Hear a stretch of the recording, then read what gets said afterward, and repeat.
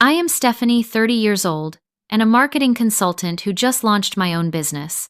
Growing up in a wealthy Boston family meant high expectations and rigid traditions. This year had been tough since leaving my father's investment firm to start my own company. As I arrived at my parents' Beacon Hill home clutching a homemade pecan pie, they blocked the doorway with cold expressions. "You are not invited," my father said flatly. Through the gap, I spotted my sister Audrey, Uncle William, and even my best friend Jennifer laughing around the table. Before I share what happened next, let me know where you are watching from. In the comments, hit that like button and subscribe to hear how one phone call changed everything that day. The stately brownstone on Beacon Hill, where I grew up, represented everything about my family: prestigious, immaculate, and intimidating. My father, Harold Matthews, founded Matthews Investment Group 35 years ago and built it into one of Boston's most respected financial firms. Success was not just expected in our household, it was the only acceptable outcome. My mother, Elaine, dedicated her life to maintaining our social standing. She served on charity boards, hosted flawless dinner parties, and scrutinized every aspect of my sister and my appearance and behavior. A Matthews never shows weakness. She would remind us whenever we expressed any uncertainty or emotion she deemed inappropriate. My older sister, Audrey, followed in our father's footsteps, graduating from Harvard Business School and joining the family firm without hesitation. She excelled at everything she touched, becoming the golden child who never questioned the family legacy. I, on the other hand, found my passion in marketing and brand development, much to my father's disappointment. "Marketing is for people who cannot handle real business," he once told me during a family dinner. Despite his disapproval, I earned my degree from Boston University and reluctantly joined Matthews Investment Group in the marketing department. For 5 years, I worked tirelessly to prove my worth, eventually becoming the Director of Client Relations and Marketing. Things began to change 8 months ago when I discovered some questionable transactions while preparing materials for a client presentation. Several high-profile investors had accounts with irregular movement patterns that raised red flags. When I brought these concerns to my father, his reaction surprised me. "Those accounts are handled personally by me," he snapped, snatching the files from my hands. "Some matters are beyond your understanding, Stephanie. Stick to your brochures and leave the real business to those qualified to handle it." That confrontation sparked weeks of tension. I noticed my access to certain client files became restricted. My sister Audrey began attending meetings I had previously led. My questions about company practices were met with dismissal or outright hostility. Jennifer Adams had been my best friend since college. We bonded during late-night study sessions and remained inseparable after graduation. My family embraced her immediately with my mother, often remarking that Jennifer was practically a Matthews. She joined the family firm 2 years after I did, working in account management. Jennifer became a fixture at family gatherings, joining us for holidays, vacations, and Sunday dinners. Uncle William, my father's younger brother, and the company's legal counsel had always been different from my father. He encouraged my independent thinking and occasionally defended me during family disagreements. "The company needs fresh perspectives," he would argue. "Stephanie brings valuable insights." But his support seemed to waver in recent months, and his once warm demeanor cooled considerably. The final breaking point came when I landed Berkshire Development, a major client my father had been pursuing for years. Instead of celebration, my success triggered suspicion. "How exactly did you convince Thomas Berkshire to sign with us?" my father demanded. "What did you promise him?" "I created a comprehensive marketing strategy, tailored to his specific needs," I answered, stunned by the implication. "I did my job." "Your job is to support this family's interests, not build your personal portfolio," he replied. 2 weeks later, I resigned from Matthews Investment Group and launched Matthews Marketing Consultancy, taking my hard-earned client relationships with me. The family reaction was swift and severe. My mother stopped taking my calls. Audrey sent a scathing email accusing me of betrayal. My father threatened legal action for client poaching, but backed down when his lawyers advised against it. Only my cousin Emma maintained contact occasionally, meeting for coffee and providing glimpses into family discussions. They talk about you like you are the enemy now. She confided during our last meeting. Something big is happening at the company. Everyone seems on edge. Thanksgiving had always been sacred in our family. My mother spent weeks planning the perfect menu and decor.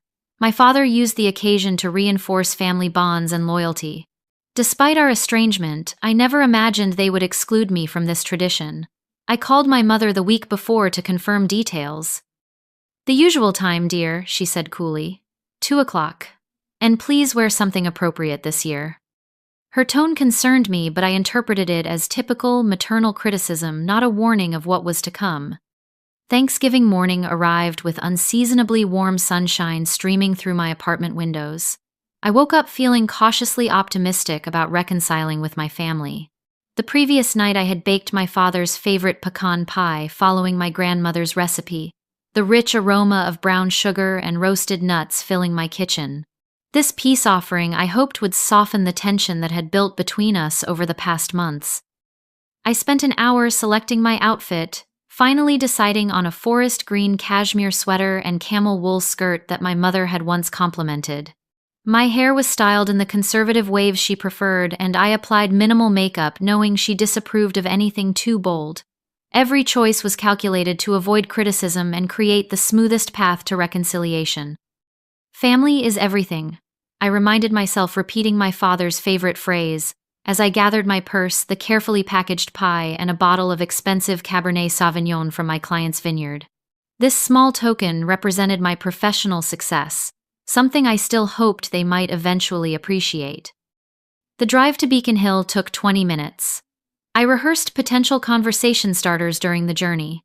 I would ask Audrey about her recent business trip to London. I would compliment my mother on her table setting, which was always magazine-worthy.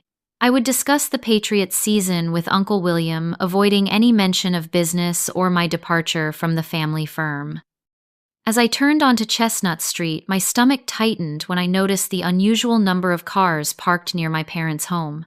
I recognized Jennifer's blue Audi immediately. This surprised me since she typically arrived with me in previous years. I also spotted Uncle William's Mercedes, my sister's Range Rover, and several vehicles belonging to family, friends, and business associates. I parked a block away and checked my reflection in the rearview mirror one last time before gathering my contributions and walking toward the imposing brownstone where I had grown up. The November air carried the scent of wood, smoke, and roasting turkey from neighboring homes. Through the tall windows of my parents' home, I could see movement and the warm glow of candles. My heart pounded as I climbed the familiar stone steps. Through the beveled glass panels flanking the front door, I caught glimpses of people gathered in the foyer and dining room beyond. The sound of laughter drifted out, along with the classical music my mother always played during special occasions. I shifted the pie to one arm and rang the doorbell, taking a deep breath to calm my nerves. The laughter inside immediately diminished. I heard hushed voices and footsteps approaching. When the heavy wooden door swung open, both my parents stood in the entryway like sentries. My mother wore her pearl gray cocktail dress with her heirloom diamond earrings, while my father was impeccable in his navy blazer and regimental tie. Their expressions matched in coldness. "Stephanie," my father said, his voice devoid of warmth, "what are you doing here?" Confusion washed over me. "I am here for Thanksgiving dinner.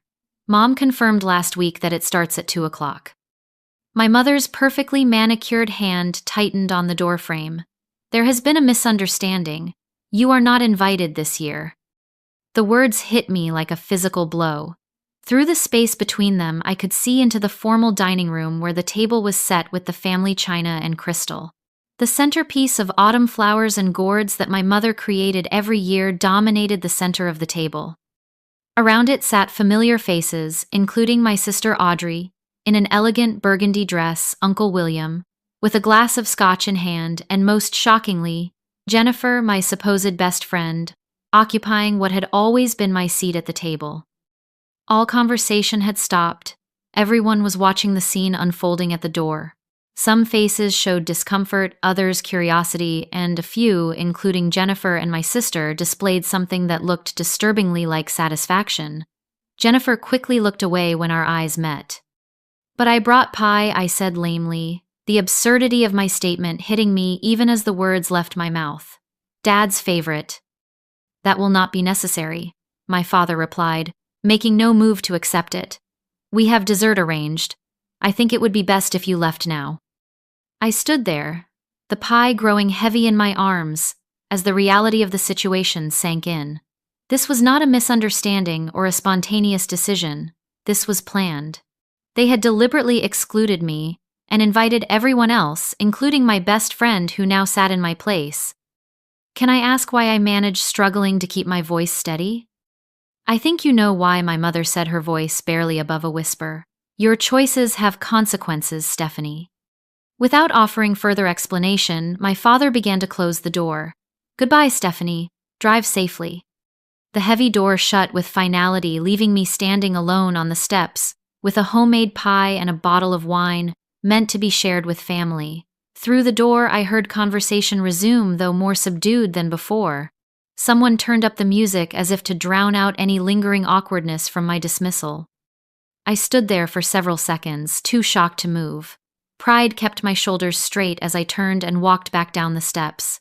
I refused to give them the satisfaction of seeing me break down. The walk back to my car felt endless, each step requiring conscious effort as I balanced the now meaningless pie and fought back tears that threatened to spill. Once inside my car, I placed the pie carefully on the passenger seat and gripped the steering wheel, staring back at the house where I had grown up. Through the bay window, I could see the dining room where my family and former friends were now gathering around the table. A new banner hung on the wall behind my father's chair at the head of the table. Even from this distance, I could make out the gold lettering, Family First. The irony was not lost on me. Family first, unless that family member questioned the status quo. The hurt that had numbed me at the door began to transform into something else, anger. Not the hot, impulsive kind that leads to regrettable actions, but a cold, clarifying anger that sharpened my thoughts and steeled my resolve. They had made their choice, and now I would make mine. I drove away from Beacon Hill with no particular destination in mind, simply needing to put distance between myself and the scene of my humiliation. Traffic was light on Thanksgiving Day, and I found myself heading toward the Charles River. I pulled into a viewing spot overlooking the water, cut the engine, and finally allowed myself to process what had just happened. My family had not just excluded me from dinner, they had orchestrated a complete rejection. The presence of Jennifer in my seat was not coincidental. She had known about this and said nothing. Uncle William, who had always been my advocate, sat among them without protest. The calculated cruelty of the scene left me breathless. As I stared at the river, watching rowers glide across the surface, a memory surfaced of Michael Donovan, a friend from my brief time in law school before I switched to business. Michael had specialized in financial fraud and now worked for the Securities and Exchange Commission. 3 months ago, we had reconnected at an alumni event.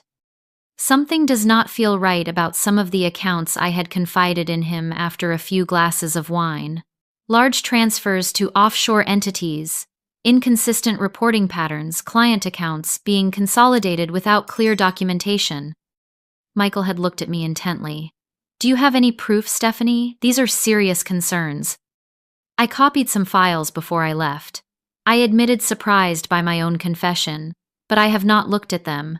Family loyalty, you know, but I kept them, just in case. If you ever decide to review those files, he had said, sliding his business card across the table, call me immediately. Some matters go beyond family loyalty. I had tucked his card away, trying to forget the conversation and the implications of what I might have discovered. Now, sitting in my car on Thanksgiving Day, completely cut off from my family, I reached for my phone and pulled up his contact information. My hand hovered over the call button for several seconds. This single action would cross a line that could never be uncrossed. Once I shared my suspicions and evidence with Michael, events would be set in motion that could destroy everything my family had built. Was I prepared for those consequences? The image of my parents standing in the doorway, coldly turning me away, firmed my resolve. I pressed call. Michael answered on the third ring, the sound of children playing audible in the background. Stephanie, happy Thanksgiving. Is everything okay? Not exactly, I replied, my voice steadier than I expected. Remember our conversation about those files I copied? I think it is time I showed them to you.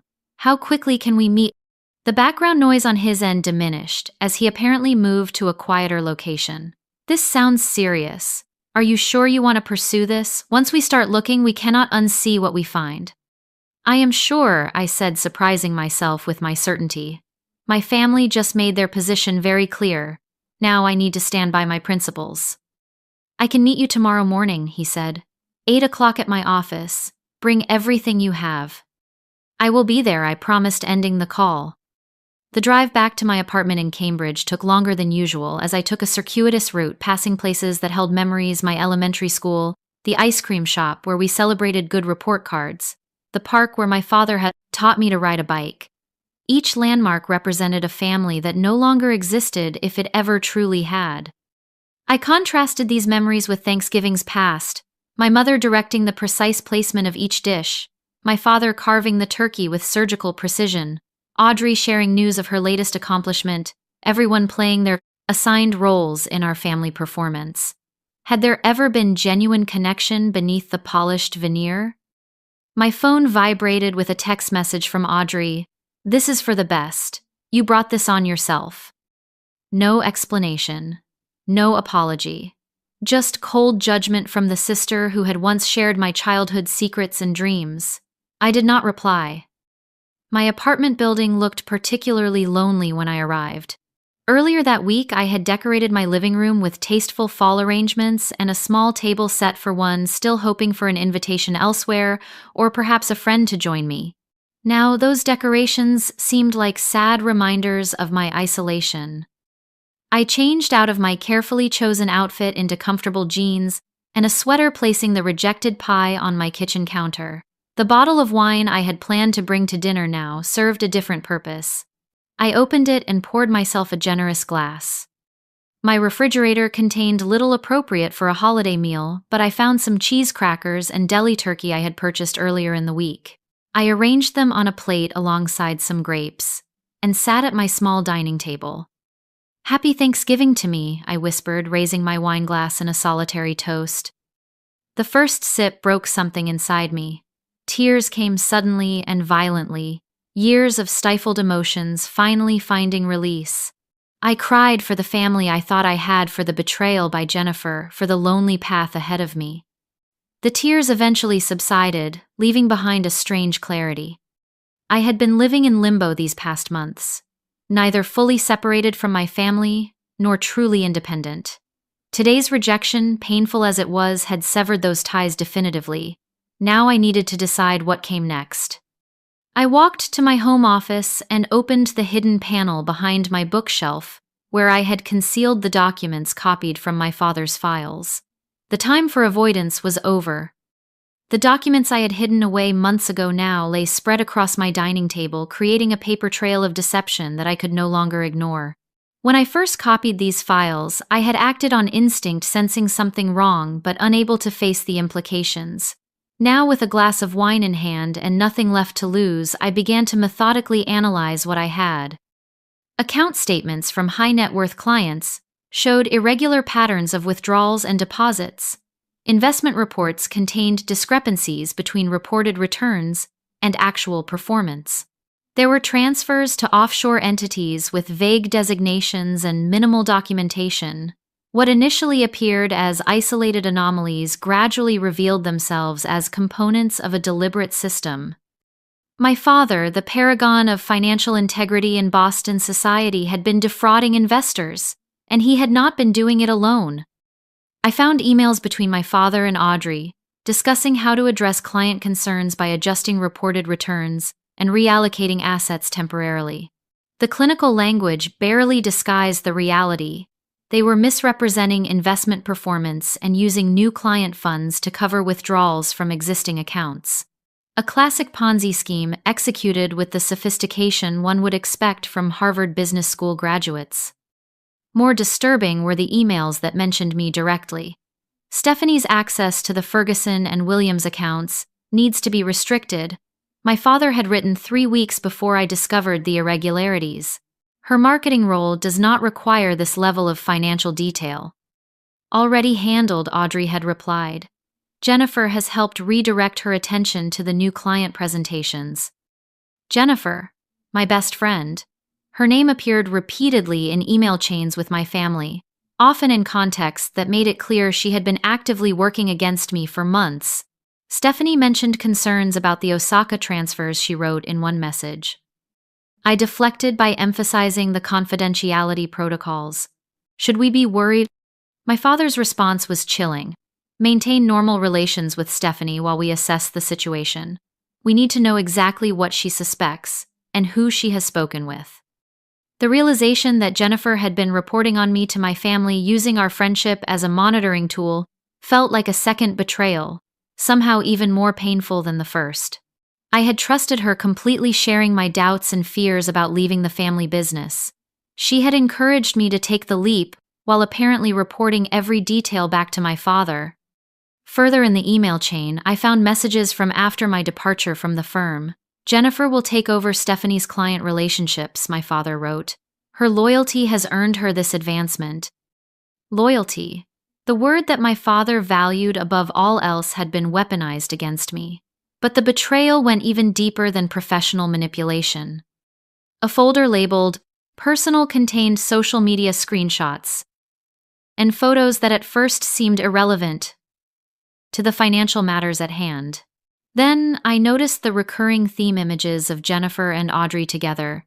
At events I had not attended, their body language, suggesting intimacy beyond friendship.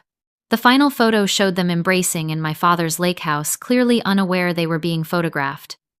The revelation of their relationship explained so much. Jennifer had not just betrayed me professionally, she had been involved with my sister while pretending to be my confidant. The depth of deception left me physically ill. My phone rang, startling me from my shocked state. It was Michael. I could not wait until tomorrow, he said without preamble. I started looking into Matthew's investment group after your call. Stephanie, there are serious red flags with some of their offshore accounts. The patterns suggest systematic fraud going back at least 5 years. I know, I replied, my voice hollow. I am looking at the evidence right now, but there is more. Yesterday, the firm held an emergency board meeting. Do you know what that might be about? Let me check something, Michael said. I heard keyboard clicks in the background. Yes, there was unusual activity yesterday. Your father transferred significant company ownership percentages to your sister and someone named Jennifer Adams. Does that name mean anything to you? She is my former best friend, I said bitterly, and apparently much more to my family than I realized. There is something else, Michael continued, his voice grave. There was activity in a trust fund registered to you, substantial withdrawals requiring dual authorization. My trust fund, the one my grandparents had established that was supposed to be untouchable until I turned 35. They cannot access that without my signature, I protested. Someone did, Michael replied. We will need to investigate potential fraud or identity theft. Stephanie, I need to ask you directly, are you prepared to formally submit this evidence to the SEC and other authorities? This will trigger an investigation that will almost certainly lead to charges against your family members. The question hung in the air between us. Despite everything, I had discovered some small part of me still hesitated. These were not just financial criminals. They were my family. My father, who had taught me to ride a bike. My sister, who had defended me from bullies in elementary school. My mother, who had nursed me through childhood illnesses. But they were also the people who had stood at that door today and told me I was not welcome. The people who had conspired behind my back, invaded my trust fund, and used my closest friendship as a means of surveillance. Yes, I said finally, I will submit everything formally, but I need to make copies first, digital backups of all documents. Good, Michael said. Secure everything carefully. Some of this evidence could mysteriously disappear once they realize what is happening. I spent the next hour scanning every document and storing copies on encrypted drives. I organized the evidence chronologically, and by type of violation, creating a comprehensive package that even a financial layperson could follow. The methodical work helped calm my racing thoughts and strengthen my resolve. As I prepared to send the first batch of evidence to Michael, my finger hovered over the send button. This was the point of no return. Once these documents left, my possession events would unfold that could not be stopped. My family would face public exposure, potential criminal charges, and the destruction of everything they had built. For a moment, I saw my mother's face, not as it had appeared today at the door, but as it had been when I was a child seeking comfort after a nightmare. I heard my father's voice, not delivering cold rejection, but praising my first academic achievement. I felt Audrey's hand in mine as we navigated our first day of school together. Then I remembered standing alone on those steps, the door closing in my face while my family and former best friend continued their celebration without me. I recalled the systematic way they had undermined me professionally and personally, using my trust against me. I thought of the investors who had trusted my father with their life savings, unaware that their financial security was built on lies. I pressed send. The moment after sending the evidence to Michael and regulatory authorities felt surreal, as if I had stepped outside my own life and was now watching it unfold from a distance. I had also forwarded key documents to Thomas Berkshire and several other major investors in my father's firm with a brief explanation and warning. The final message went to my cousin Emma, the only family member who had maintained contact with me. Things are about to change dramatically for the family.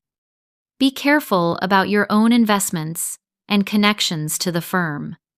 For several minutes, I sat motionless at my dining table, mentally preparing for the inevitable fallout. Then, in a strange attempt at normalcy, I moved to the kitchen and began assembling a proper Thanksgiving meal for myself from the limited ingredients in my refrigerator. Turkey sandwiches, instant mashed potatoes, and a small container of cranberry sauce I had purchased earlier in the week. The mundane activity provided a momentary respite from the emotional storm. Exactly 19 minutes after sending the emails, my phone lit up with a message from my father. "What have you done?" The 3 words contained volumes of rage and panic. Before I could process this, more notifications began flooding in. My mother called 3 times in succession, leaving increasingly frantic voicemails. "Stephanie, whatever you think you know you need to call us immediately. This is a family matter that should be handled privately." Audrey's texts escalated from anger to desperation. "You have no idea what you have just done. This is not just about Dad. You are destroying all of us. Please tell me you can undo this. We can talk about everything." Jennifer, who had not contacted me in weeks, sent a message that made my blood boil. "There has been a terrible misunderstanding. I never meant to hurt you. What happened with your family and the firm is complicated, but I never betrayed your trust in the way you think. Please call me." The audacity of her denial after what I had discovered was almost laughable. I did not respond to any of them. A surprising message came from Uncle William. I suspected something was wrong but did not want to believe it. "You showed more courage than I did. Be careful and do not meet with any family members alone. I will call you when I can speak freely." This unexpected support from the one person I had seen sitting at that Thanksgiving table gave me a momentary sense of validation. Perhaps I was not entirely alone after all. The next wave of notifications came from colleagues still at Matthew's investment group. "The office is in chaos," wrote my former assistant Bethany. "Your father and sister just rushed out after receiving phone calls. Security is collecting and securing all computers and files. What is happening?" An email notification from the company system announced, "Emergency board meeting scheduled for 4 p.m. today has been canceled. Further information pending." Then came the news alerts. "Trading suspended for Matthews Investment Group pending inquiry. SEC confirms preliminary investigation into Boston financial firm. Major fraud allegations surface against prominent Boston investment company." The messages from my family became increasingly desperate. My father's final text read, "You have 20 minutes to call me and explain how you intend to fix this before you destroy this family forever. Some bells cannot be unrung, Stephanie." I let the 20 minutes pass without response, turning off notification sounds as my phone continued to vibrate with incoming messages. For the first time since the morning, I felt a strange sense of peace. The truth was out, and whatever happened next was beyond my control. I had done what I believed was right regardless of the personal cost. As I was cutting a small slice of the rejected pecan pie, my doorbell rang. I froze knife in hand, suddenly certain of who stood on the other side of my door. The digital clock on my microwave showed exactly 22 minutes had passed since my father's ultimatum. I set down the knife and walked slowly to the door, peering through the peephole to confirm my suspicion. There in the hallway of my apartment building stood my entire family, my father looking uncharacteristically disheveled, my mother pale and rigid, Audrey with mascara streaked down her cheeks, and Jennifer hanging back with an expression of abject misery. I took a deep breath, straightened my shoulders, and opened the door. "How could you do this to us?" My father's voice exploded into the hallway the moment I opened the door. His face was flushed with a rage I had rarely seen even during our worst arguments. "To your own family. Do you have any idea what you have done?" My mother stepped forward, placing a restraining hand on his arm. "Not here, Harold," she hissed, glancing nervously at neighboring apartments. "This needs to be handled privately." I stood in the doorway unexpectedly, calm in the face of their collective fury. "If you want to talk, you can come inside," I said, stepping back to allow them entry, "but you will not shout at me in my own home." They filed in silently, my father still vibrating with anger, my mother surveying my modest apartment with thinly veiled disdain, Audrey unable to meet my eyes, and Jennifer lingering awkwardly near the door as if planning a quick escape. I noticed Uncle William was not with them. "Sit down if you want," I offered, gesturing to my living room furniture. None of them moved.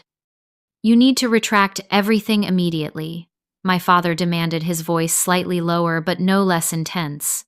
"Call your contact at the SEC and tell them it was a mistake. We can still contain this if we act quickly." "Retract the truth?" I asked, raising an eyebrow. "Retract documented evidence of fraud, misappropriation of funds, and identity theft. I do not think that is possible, Dad." "You do not understand what you are talking about." My mother interjected her social mask, slipping to reveal genuine fear. "Do you have any idea what this will do to our reputation, to our standing in the community? Every charity board, every social connection, everything we have built over decades, destroyed because you could not follow simple family loyalty?"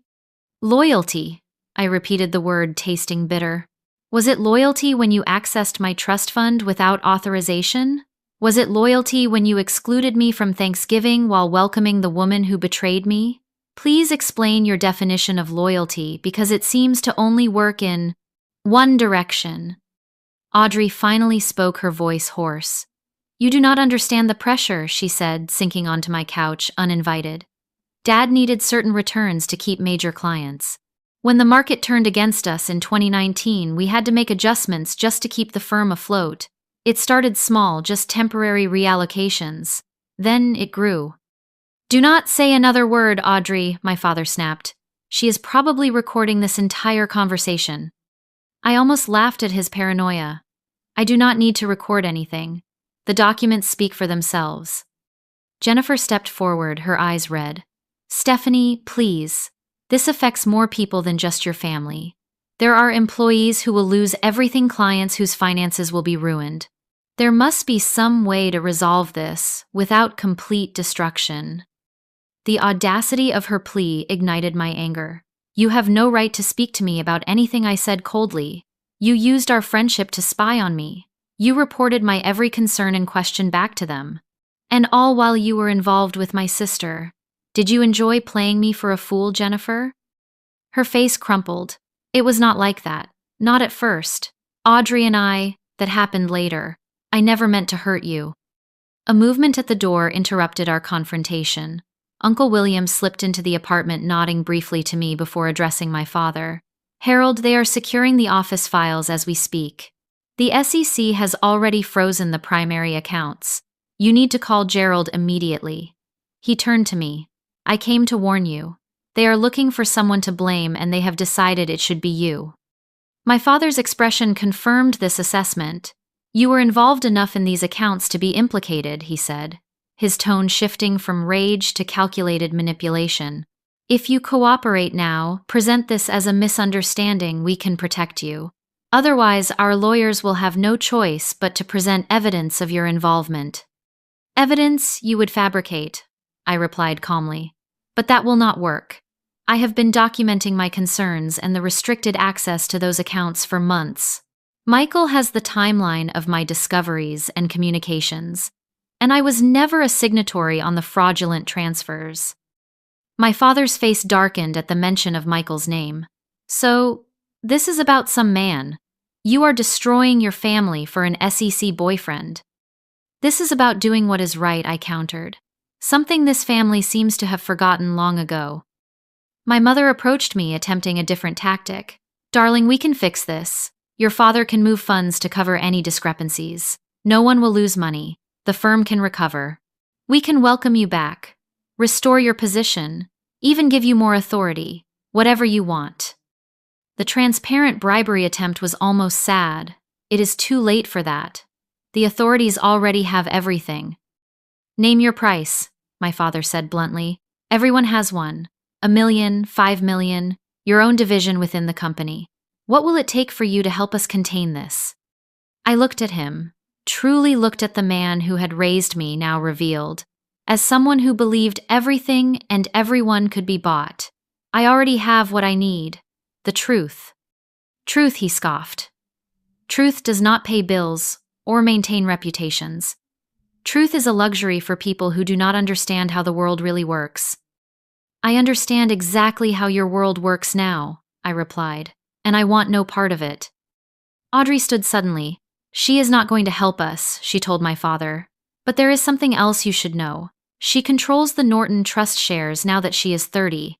If those shares vote with the board members who are already questioning the leadership, you could lose control of the company even without the SEC investigation. My father whirled toward me, his expression changing from dismissive to calculating. Is this about control? About power in the company? Because we can negotiate that. No, I said firmly. This is about accountability, about facing consequences for choices made knowingly and repeatedly. This is about all the people who trusted you with their financial futures while you used their money as your personal fund.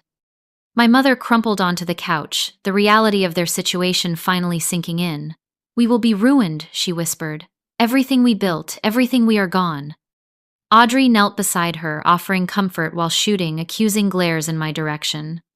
Jennifer stood awkwardly between groups belonging nowhere. You never should have pushed me away, I said quietly. You never should have treated me like an outsider in my own family. Maybe then I would have helped you find a better solution. You are dead to us, my father spat, his last desperate attempt at emotional manipulation. After today, you are no longer a Matthews. I met his gaze steadily.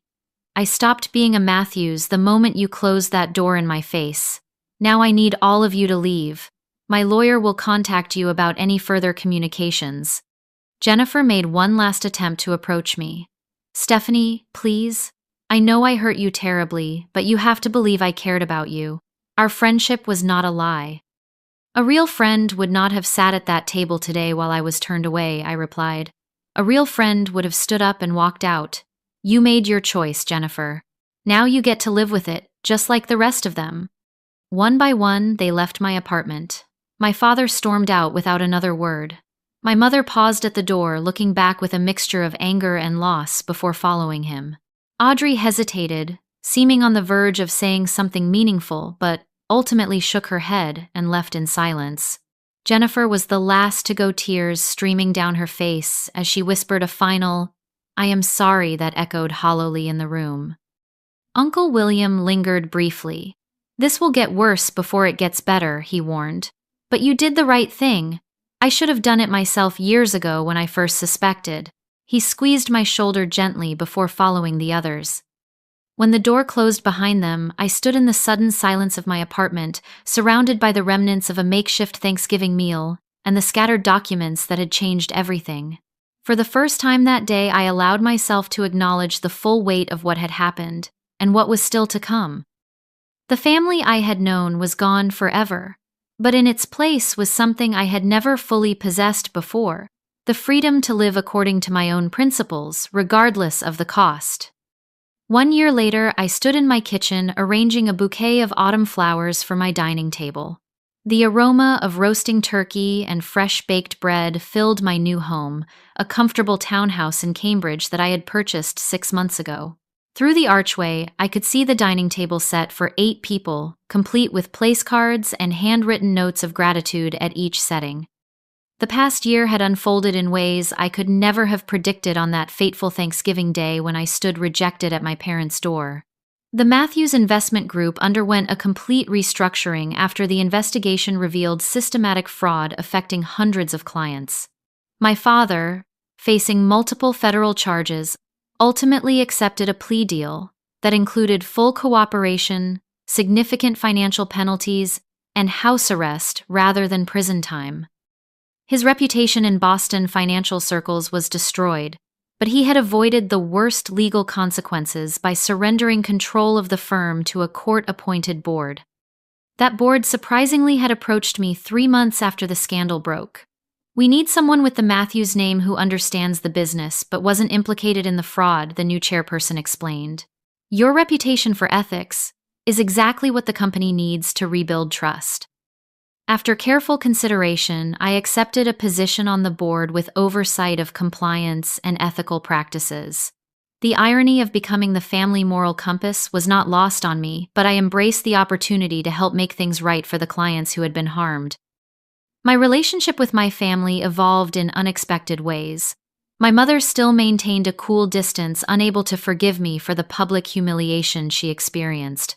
Her social standing had crumbled, and she retreated from Boston society to their lake house in New Hampshire, rarely venturing into public.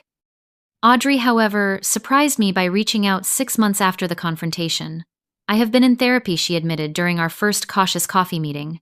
"I needed to understand why I went along with everything, why I prioritized Dad's approval over basic ethics." Our relationship remained fragile, rebuilding slowly through monthly conversations that gradually became more honest and less guarded. She had found work at a small financial firm in Providence, starting over from a junior position but finding satisfaction in straightforward ethical work. Jennifer made several attempts to reconcile, sending letters and emails, explaining her perspective and apologizing for her betrayal. While I eventually responded with formal forgiveness, I made it clear that our friendship could not be restored. Some breaches of trust are simply too profound to repair. Uncle William became an unexpected ally during the restructuring process, using his legal expertise to help protect innocent employees and clients from the fallout. "I enabled your father for too long," he confessed, during one late-night working session. "Standing by while questioning silently is its own form of complicity." He now served alongside me on the restructured board, ensuring the company operated with transparent practices. Most surprisingly, Cousin Emma joined my marketing consultancy, bringing her financial expertise and genuine ethical compass to our growing client base. "I always admired your courage," she told me. "Even before everything happened, I watched you chart your own course instead of following the prescribed Matthews path." The doorbell interrupted my reflections. Emma arrived first, carrying a bottle of wine and a homemade cranberry sauce. "Happy Thanksgiving," she greeted me with a warm hug. "Your first time hosting, how does it feel?" "Terrifying and wonderful," I admitted with a laugh. "I have no idea if this turkey will be edible." "The food hardly matters," she replied wisely. "It is about creating a space where people feel valued for who they truly are." Over the next hour, my chosen family arrived. Michael and his wife Grace, Uncle William and his partner Robert, my assistant Bethany, who had left the family firm to join my consultancy, and finally, to my surprise, Audrey arriving alone and carrying a pecan pie. "I remembered it was Dad's favorite," she said hesitantly. "But it is your favorite too, right?" The simple gesture, acknowledging our shared history while respecting our new beginning, brought unexpected tears to my eyes. "Yes," I managed. "Thank you for remembering." As we gathered around my table, I looked at the faces of people connected not by obligation or shared DNA, but by choice and shared values. These relationships, built on respect and authenticity rather than expectation and performance, had become my true family. "Before we eat," I said, raising my glass, "I want to express my gratitude for each of you. A year ago, I thought losing my family meant losing everything, Instead, it created space for something more genuine to grow. I have learned that family is not defined by blood, but by who stands with you when standing beside you costs something. We shared a moment of silent appreciation before the conversation, and laughter resumed. Later, as we enjoyed coffee and dessert, I realized that the painful rejection of last Thanksgiving had been necessary to break the patterns that kept me tethered to toxic relationships and false values. The journey had been excruciating at times, but it led me to a truth I might otherwise never have discovered: the creating authentic connections based on mutual respect that brings deeper fulfillment than maintaining superficial relationships built on appearances and shared deception. As the evening wound down and my guests prepared to leave, I felt a contentment that no perfectly orchestrated family performance had ever provided. This Thanksgiving, unlike any before, it was genuine, from the slightly overcooked turkey to the mismatched chairs borrowed from neighbors. Have you ever had to make a difficult choice between family loyalty and your personal values? I would love to hear your experiences in the comments below. Sometimes the hardest decisions lead to unexpected blessings, and sharing our stories helps others find courage on their own journeys. If this resonated with you, please like this video and subscribe to hear more authentic stories about finding strength through difficult times. Remember, the family you choose can be even more meaningful than the one you were born into. Thank you for being part of my journey, and I wish you a holiday season filled with genuine connections and heartfelt gratitude.